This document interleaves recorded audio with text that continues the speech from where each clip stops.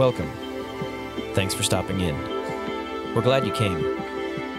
Please come in and find a seat. We are Forefront. We are a vehicle for God's love. Our movement is not limited by geographic boundaries. Our scope is worldwide. We aim to show people firsthand what God's love and grace feel like. We want people to see that there is a God who loves them more than they can ever know. Our methods are simple. We meet people where they are, and we show them love. We do not require bullhorns or podiums or grandstands. When we see a need, we go to work. Living rooms, backyards, alleys, restaurants, offices. Wherever people are hurting, we lend a helping hand, and we listen. We believe in solid foundations that families can look to for inspiration and direction. We do not play favorites or take sides. We play for the human team. We are committed to seeing lives and communities change all around the world. We are dedicated to this to the end. We will not cut and run, no matter the circumstance. When tough times arise, we hold our heads high, and we fall back on love. Again, thanks for stopping in. If there's anything we can do to help you out, please let us know before you leave. For now, enjoy the service. 1, 2, 3, 4.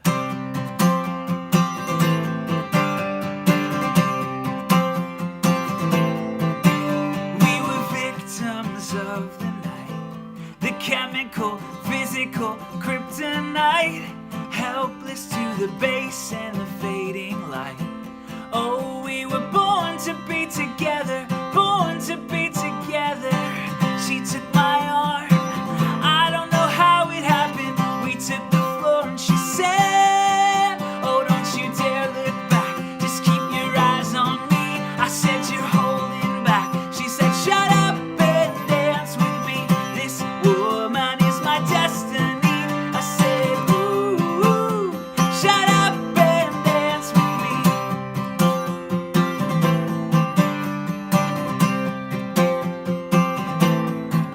A backless dress and some beat up sneaks, my discotheque Juliet teenage dream. I felt it in my chest when she looked at me. I knew we were born to be together, born to be together. She took my arm, I don't know how it happened. We took the floor and she said, oh, don't you dare look back, just keep your eyes on me. I said, you're holding back. She said, shut up and dance with me. This woman is my destiny. She said, ooh, shut up and dance with me.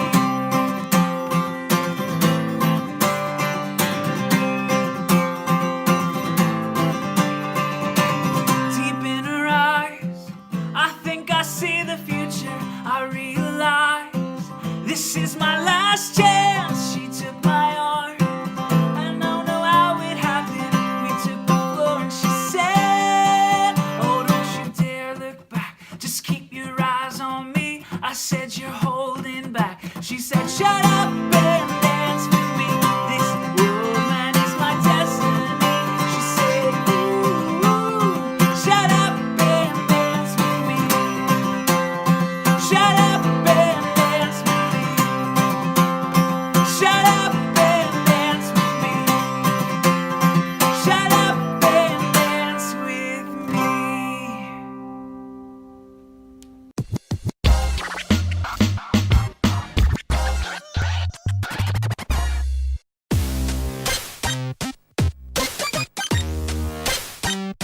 Hey Forefront, what's going on? Jason here, and I am so excited that you're with us, but I need to ask you a question. Why are you here? Like, why? Why are you watching today's service? Why right now, right here in your feed or on YouTube or Facebook? Why? You see, I'm glad you're here and welcome to Forefront Church Online Campus.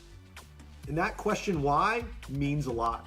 And we want to know, why are you engaging this right here?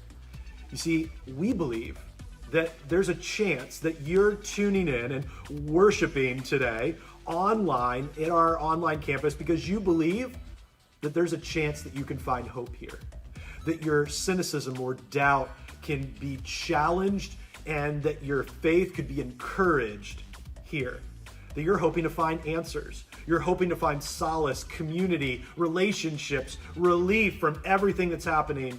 This is a place for you to belong before you ever believe. See, God loves you and we love you as a church. And I love that we're still able to do ministry in a different way that's not going to stop for us because we've been doing online church and campus for a long time.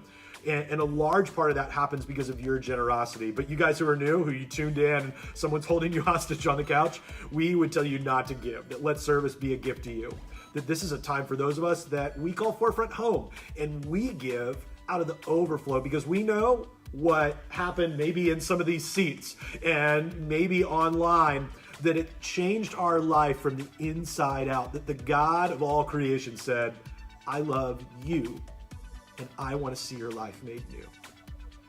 And so before we get into service today, which will be about an hour long, we're going to sing some songs to God and about God, and you can stand up in your living rooms and raise your arms and clap, or maybe you sit and just take in what's happening. There's going to be a message where we talk about what does it mean to have courage and not live in fear in our new series, Strong.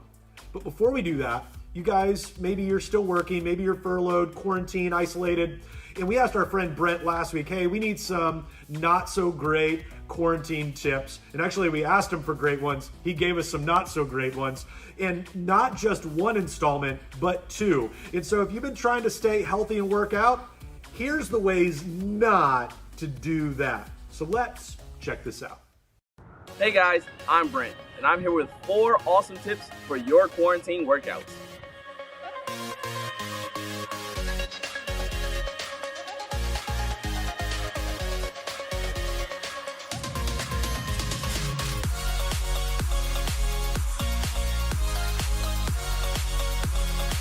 Tip number 1 for this week, always drink caffeine when working out.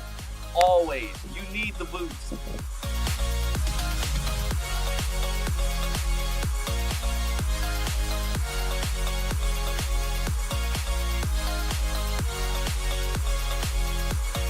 Tip number 2 for this week, you can plank anywhere. Literally anywhere.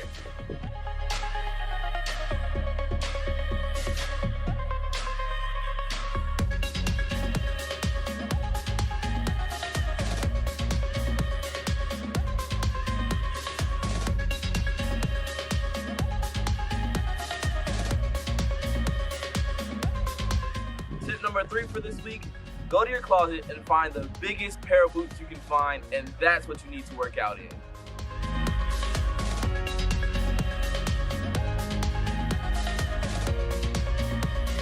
Sweat as much as possible. If need be, just wrap yourself in trash bags.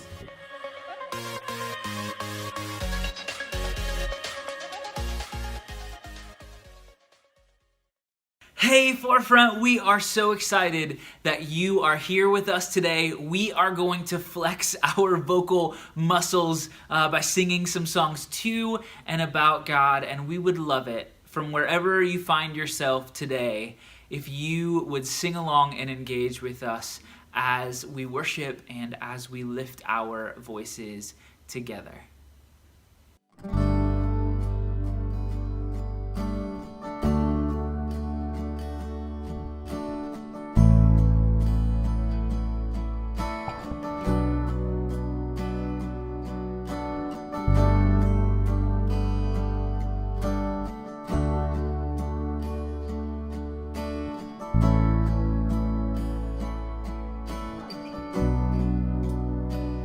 You are here, moving in our midst. I worship you, I worship you. You are here, working in this place. I worship you.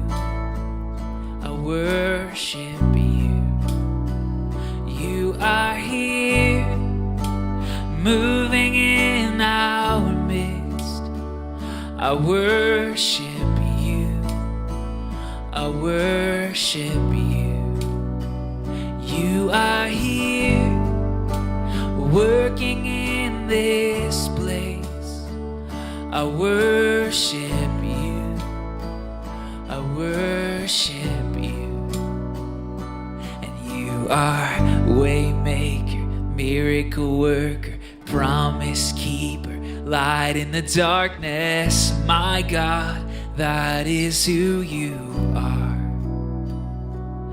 You are waymaker, miracle worker, promise keeper, light in the darkness. My God, that is who you are. You are here, touching every heart. I worship you. I worship you. You are here, healing every heart. I worship you. I worship you. You are here, turning lives around. I worship you. I worship you. You are here, mending every heart. I worship you. I worship you. 'Cause you are waymaker, miracle worker, promise keeper, light in the darkness. My God, that is who you are. You are waymaker, miracle worker, promise keeper, light in the darkness. My God, that is who you are. You are waymaker, miracle worker, promise keeper, light in the darkness. My God, that is who you are. You are waymaker, miracle worker, promise keeper, light in the darkness. My God, that is who you are. That is who you are. That is who you are. That is who you are. That is who you are. That is who you are. That is who you are. That is who you are. That is who you are. You are waymaker, miracle worker, promise keeper, light in the darkness. My God, that is who you are. You are waymaker, miracle worker, promise keeper, light in the darkness. My God, that is who you are. Even when I don't see it, you're working. Even when I don't feel it, you're working. You never stop, you never stop working. You never stop, you never stop working. Even when I don't see it, you're working. Even when I don't feel it, you're working. You never stop, you never stop working. You never stop, you never stop working. Even when I don't see it, you're working. Even when I don't feel it, you're working. You never stop, you never stop working. You never stop, you never stop working. Even when I don't see it, you're working. Even when I don't feel it, you're working. You never stop, you never stop working. You never stop, you never stop working. Waymaker, miracle worker, promise keeper, light in the darkness. My God, that is who you are. You are waymaker, miracle worker, promise keeper, light in the darkness. My God, that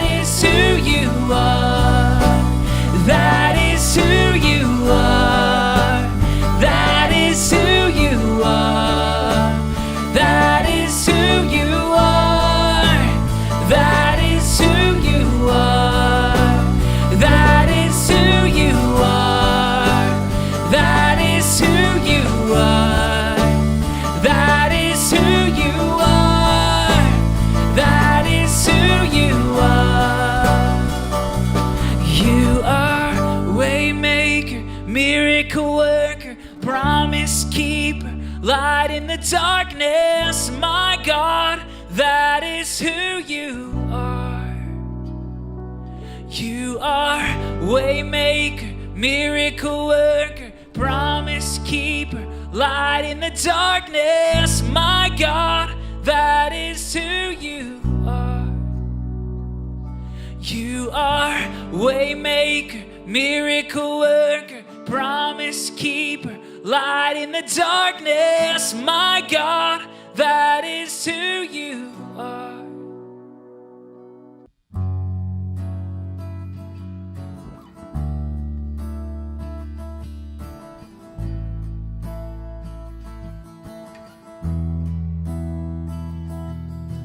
Peace, bring it all to peace.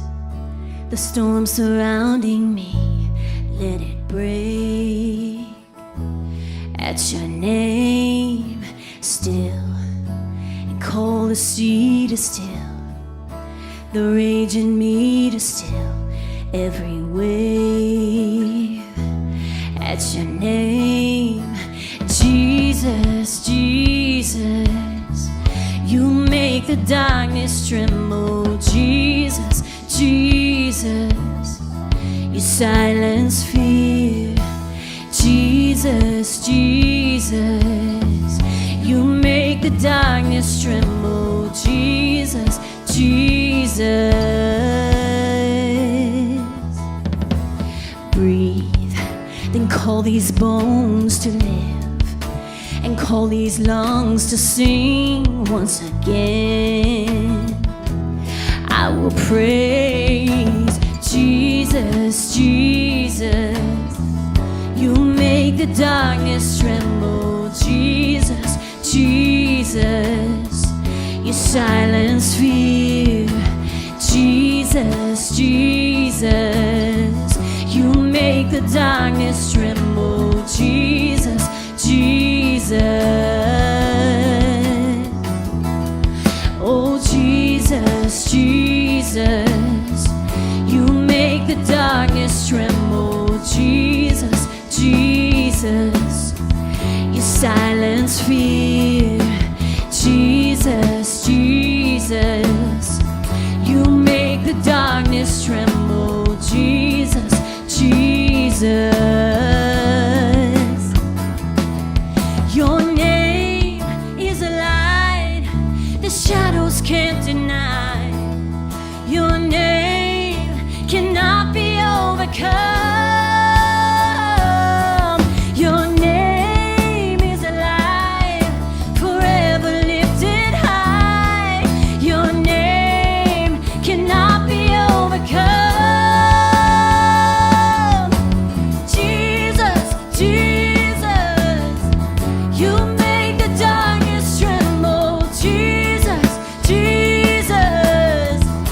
Silence fear, Jesus.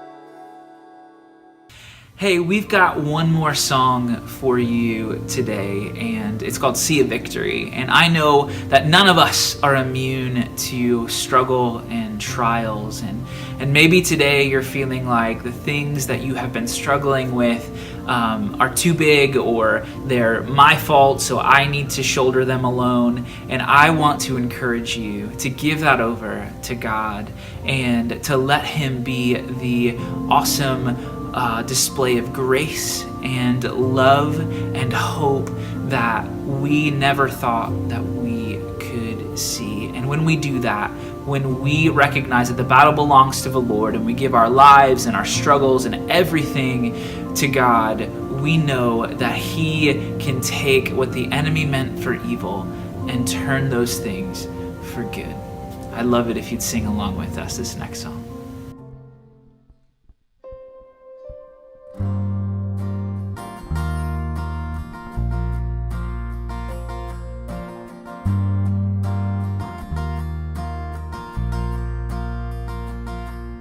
The weapon may be formed, but it won't prosper. When the darkness falls, it won't prevail. 'Cause the God I serve knows only how to triumph. And my God will never fail. Oh, my God will never fail. I'm gonna see a victory. I'm gonna see a victory.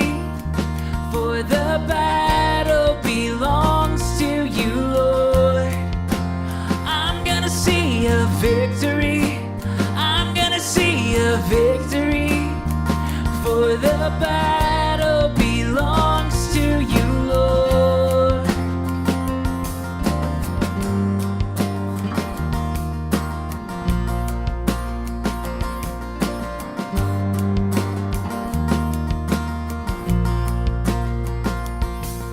There's power in the mighty name of Jesus, and every war He wages, He will win.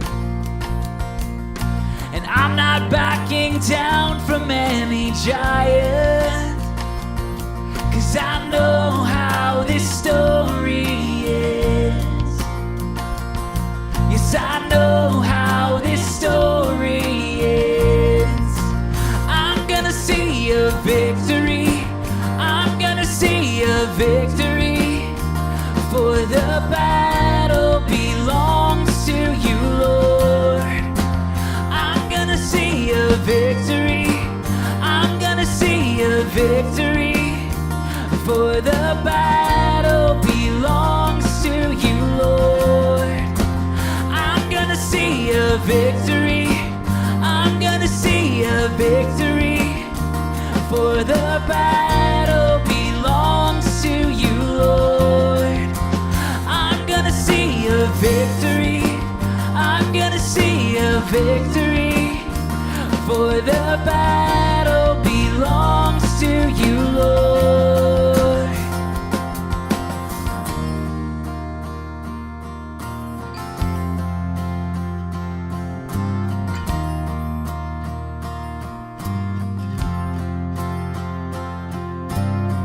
You take what the enemy meant for evil and you turn it for good. You turn it for good. You take what the enemy meant for evil and you turn it for good.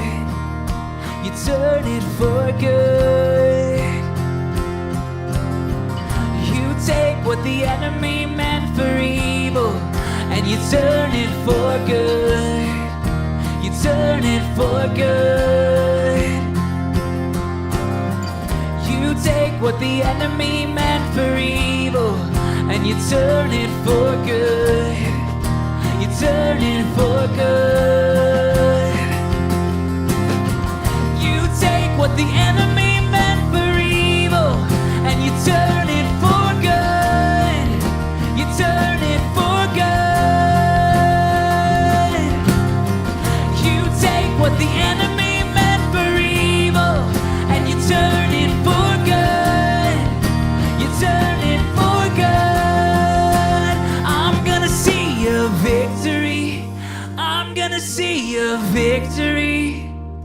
For the battle belongs to you, Lord. I'm gonna see a victory. I'm gonna see a victory.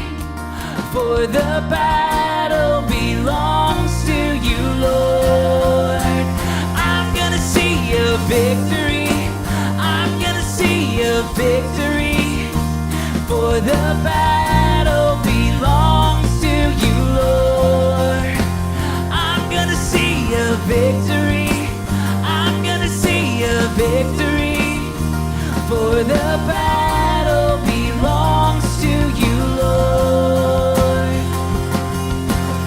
And you take what the enemy meant for evil, and you turn it for good.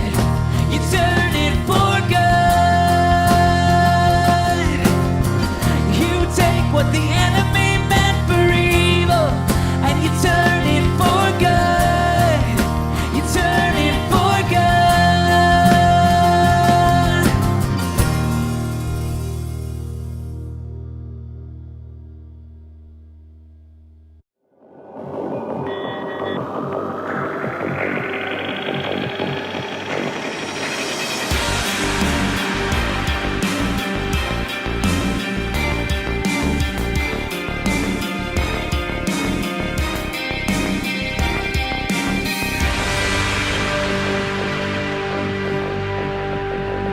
Hey Forefront, Jason here. I'm so glad to be with you in our series Strong. We started it last week, Courage Over Fear, and we were in the story of this guy named Joshua. And our big idea from last week is kind of do a recap that courage is fueled by proven past promises. That's right. And it's a bit of a tongue twister that we have courage in God because he made promises even in the past, and he's proven those. And so that gives us the courage to follow and move forward and not live in fear, even when we have situations where it's a little bit of a toss-up. We're unsure. We need all the facts, and it's something that surprised us, and we don't feel like we're ready. And I'm sitting here in our auditorium, our sanctuary, and for you watching, this may stir up some different emotions. For some of you, you're like, all right, let's go. Let's get back. Let's be together. Let's sit like right on top of one another. Let's hug. Let's all my people high fives, elbow fist bumps. And that's you. And that's cool. There may be some of you who are just like, you know what? I love you guys. But I haven't been outside. Like, I've been isolated. I was furloughed. I've been at home, and I'm not ready yet. I'm a little anxious about some of this. And you know, that's completely okay too. You see, when we have situations that we're unsure of and we're trying to stir up what's true and find out how we move forward, it can cause a lot of things to bubble to the surface. The same way it did for Joshua. Joshua didn't feel ready to lead a bunch of people, and God kept telling him, be strong and courageous. Be strong and very courageous. Kept repeating it over and over because Joshua needed to be reminded that this situation isn't something that's in your hands.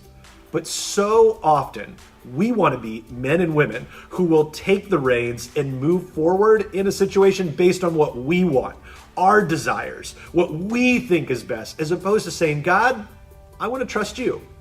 Even in the middle of this, I want to put my emotions, I'm going to park them over here. I'm going to just set them aside. Say, God, what's true about what you want for me? What's true about the direction you want me to go forward in? And it's in the very account that we're going to look at today, and it's over in Joshua 5 and following. If you don't have a Bible, the good news is every single week we put our notes and Bible tools and connections all online at our .info page. You can click on the link there, get all of those tools, follow along, take notes, and all of that as we jump in and follow back up with Joshua in a precarious situation that's taken place. It says, now when Joshua was near Jericho, he looked up and saw a man standing in front of him with a drawn sword in his hand. Joshua went up to him and asked, are you for us or for our enemies? A great question when you see someone standing at you with a sword. He says, neither, he replied. But as a commander of the army of the Lord, I have now come. Then Joshua fell face down to the ground in reverence and asked him, what message does my Lord have for his servant? And I love that Joshua said immediately, God, I want to trust your message. What do you have for me? The commander of the Lord's army replied, "Take off your sandals, for the place where you're standing is holy." And so Joshua did just that.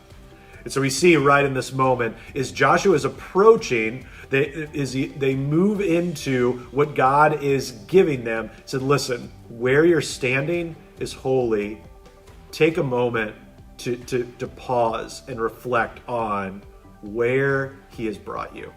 But it doesn't stop there. We move over into chapter 6. It says, now the gates of Jericho were securely barred because of the Israelites. They knew that the Israelites were coming. God said, I'm going to give all of this land over to you. And these people will go. These people are not honorable. These people are evil. I will give you this land. But they had barred it up because they were like, oh, yep, that's not a good idea. No one went out and no one came in. And so it was secured. Then the Lord said to Joshua, see, I have delivered Jericho into your hands, along with its king and its fighting men. And I'd be like, actually, it's locked up. How have you delivered anything? It would be my response. But God continues on. So it gives them a plan. March around the city once with all the armed men. Do this for 6 days. Have 7 priests carry trumpets of ram's horns in front of the ark. And on the 7th day, march around the city 7 times with the priests blowing their trumpets. When you hear them sound a long blast on the trumpets, have the whole army give a loud shout, and then the wall of the city will collapse and the army will go up, everyone straight in. Now, if I'm Joshua listening to this, and if you're listening to this in this moment and kind of really process, you go, that sounds like a weird, maybe even awful plan. God, you're telling me we're just going to walk around a city that's completely fortified, and then we're going to, on the last day, do a bunch more of that and shout real loud, and then you're going to give, just like it's just going to come down? That sounds a little bonkers. That sounds a little crazy. That sounds, dare I say it, illogical. God, why would you give us a plan? Why would you ask us to do something that doesn't make sense to us? I think we have a better way. Have you been there? Have you been in moments where you felt like this pull was to do something honorable that felt illogical, that you were called to do something that felt weird, that felt just, that doesn't make sense?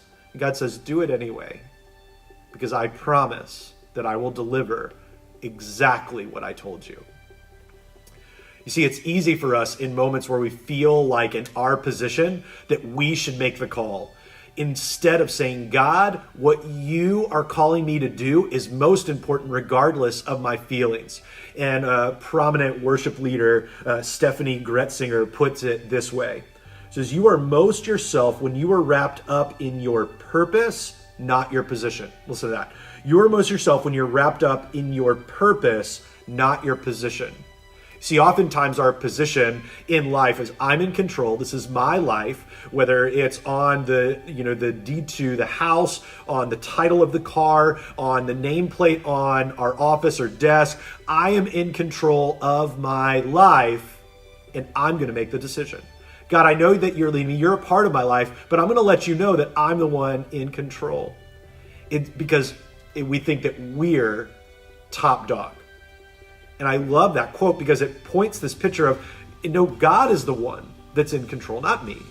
He is the one that has given all things. All the things that I believe are mine are actually his things that he is letting me, just manage while I'm here on this earth before I go and you go, if you're following him, to meet him after this. And I love this. I wrote this down in my notes. If you know God's position, now this will be difficult, and it's difficult for me. If you know God's position, you will not question his plan. Now you'll be thinking, Jason, that's crazy. I question stuff all the time. I'm not saying you're bad for questioning things. I question things. But when I question things, it's when I forget that God's in control. When God is the one that is moving all things, that God is the one that has a plan. You see, when I know that God is above everything, then it makes it much easier for me to say, God, I trust you. Because I don't put myself in his position. I know God's position. And so I'm not questioning God's plan. I'm not questioning what he has for me. And that is what I believe. But oftentimes we just kind of say things we believe without putting it into action. Listen to what Dallas Willard shares with us about belief, and not just believing something, but actually putting it into action. It says, we don't believe something merely by saying we believe it, or even when we believe that we believe it. We believe something when we act as if it were true.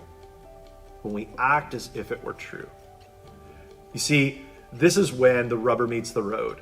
That when something happens, how does your resolve handle the situation? How does your faith in God, your obedience in God, your fear in life instead of faith in God, how does that inform you? And I label this one of really two ways. That when something transpires that's difficult, it will either derail your resolve or it will drive your resolve. That when you encounter something, and answer that in the comments, when you encounter situations that are difficult, where do you kind of land? Are you more of a, man, it derails me when I go through trials? Or when you go through a trial, are you more of a drive type person? I'm going to plow through this. You see, our resolve is tested in these moments. Does what I believe actually have traction? Am I actually following what God has told me to be true and trusting Him in every part of my life? Is it derailing me, or does it drive me to follow Him more? There's only one of two ways. There's no in between in that. It's you just kind of right down the middle. Either it derails us, we are off course, or God, I'm experiencing this. What I believe is actually showing in my actions, and it is driving me back to God, back to following Him, back to what is true. Which leads us to our big idea for this week. Fearless obedience knows that victory relies on Him, not you. That fearless, God, I'm going to trust you. God, I am not going to be afraid. God, I have faith. I know that fearless obedience knows that when victory happens, when God will be at His best work, it relies on Him, not me. See, oftentimes we feel like our situations rely on what we want, not what God wants. What we desire, not what God desires. And I know that's tough for every single one of us. But when we trust God, we can watch those things happen in a beautiful way. And when you obey God, buckle up and watch as the mundane becomes the miraculous. Watch what happens with Joshua and his people. On the seventh day, they got up at daybreak and marched around the city 7 times in the same manner, except that on that day, they circled the city 7 times. The 7th time around, when the priest sounded the trumpet's blast, Joshua commanded the army, "Shout, for the Lord has given you the city, and all that is in it are to be devoted to the Lord." When the trumpet sounded, the army shouted. At the sound of the trumpet, when the men gave a loud shout, the wall collapsed. So everyone charged straight in, and they took the city. You see, I imagine that got fairly mundane. Walk around the city today. All right, walk around the city today. I bet that at your house, after about day 5 of kind of being in this, that people are like, when are we going to be back to normal? When are we going to be back to normal? When are we? And I just want to caution you that I don't know that we will ever be back to what we feel like was normal. I don't know that normal was really working for any of us. Anxiety, depression, hurt, pain, shame, all kinds of things. Maybe that we have a better version of what God has for us coming out of all of this. But the mundane still happens in your life and in mine, and even in the lives of Joshua and his followers. And as they're walking around, I bet you after like day 3, they're like, this is dumb. Like this, why are we doing this? Why are we walking around this dumb city? God is not going to deliver on His promise. We already did this. We did this yesterday. We did the day before. This is like Groundhog Day with Bill Murray. I don't know what to do anymore. Well, I love that we plan these series in advance for this moment right here, because the mundane, every single one of us are experiencing our own version of Groundhog Day, our own version of Joshua walking around the city with his people. That just over, and we're doing it again, we're doing it again, we're doing it again. And when you're bored, when the mundane happens, it is very easy to just want to take off in a different direction. And for some of us right now, we are doing things and acting in ways and saying things that are contrary to what we know God has for us. And we're doing it because we're bored and it's easy. It's easier to try to do something different than to choose what is right. And if you're in the mundane, if you're in the boring, if you're doing it over and over, his people go, nope, we're not doing this anymore. We are going to figure out a way to scale the walls. Nope. You're getting bored at the house. You're having difficulty because you haven't been able to see your friends. You just want to forget it. I'm going to rip off my mask. I'm going to go. We're going to hang out in groups of like 85 people. I don't care. No. And I love that Joshua and the people choose what was right over what was easy.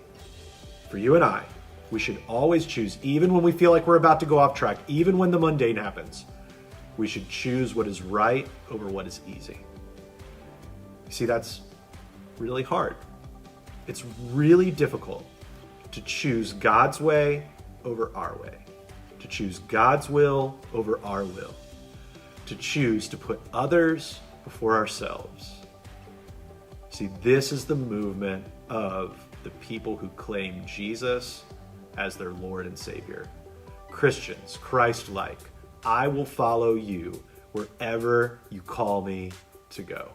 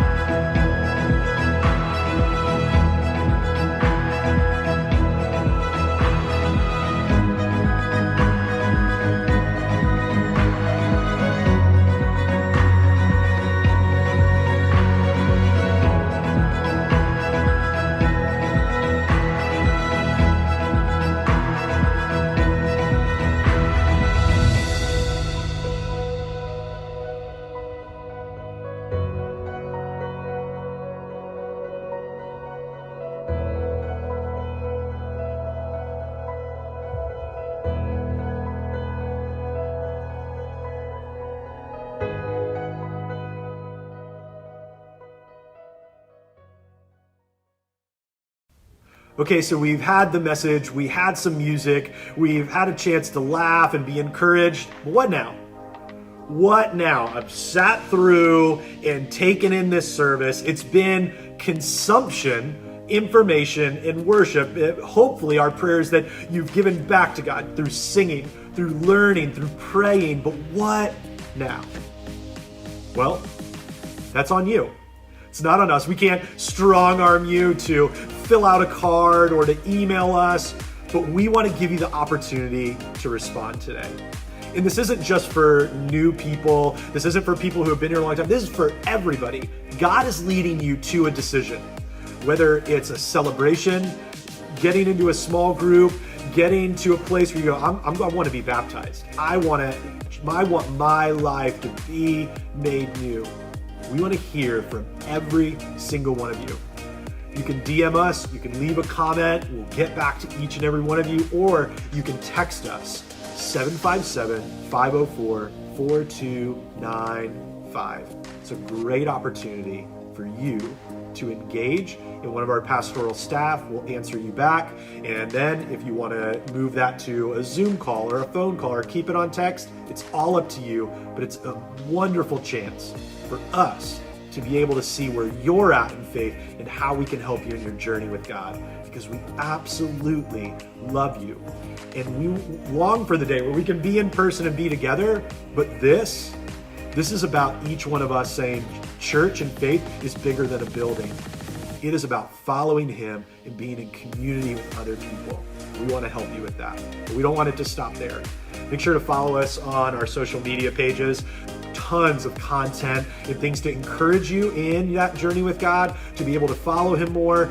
And each and every week, we have our children's ministry that happens on Facebook Live and YouTube, as well as our student ministry happens on Zoom. And so make sure each and every week, set your alarm, let you kind of be reminded, hey, I am going to be together with the church at one of these times. You can watch them on demand, yeah, but there's something special about being together and being able to chat and know, man, I'm not alone in this. We love you, and we cannot wait to see you next week. Until then, love people well, care for others, put other people before yourself. See you next time.